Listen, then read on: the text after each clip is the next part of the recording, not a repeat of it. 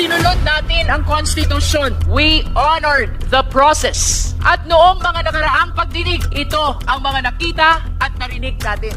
Una, ang testimonya ni Ramil Madriaga, mas kilala sa pangalang Sir Ram. Pangalawa, ang mga misteryosong envelopes at ang mga questionableng resibo. Pangatlo, ang paliwanag ng NBI tungkol sa magkakaibang pangalan, ngunit iisa ang pirma. Pang-apat, ang sertifikasyon ng PSA na walang record ang mga pangalang katulad ng Mary Grace Piatos. Pang-lima, ang COA findings na nag-uutos ng refund na 73 million at 375 million.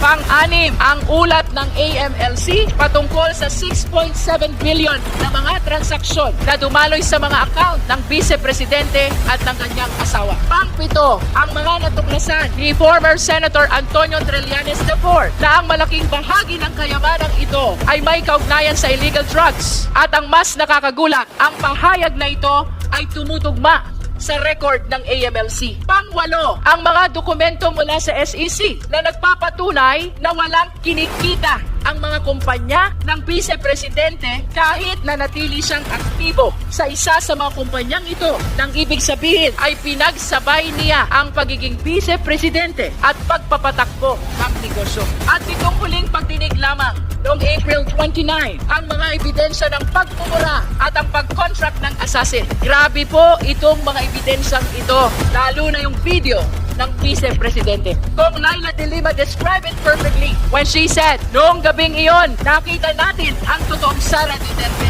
Nanlilisik ang mata, halos bumula ang bibig at lumabas ang dugo sa tenga dahil tila ba sasabog na ang kanyang ulo sa galit. Sa bawat ebidensya, walang direktang sagot. Sa bawat tanong, walang paliwanag. Naghintay tayo ng salaysay mula sa Vice Presidente sa ilalim ng panunumpa.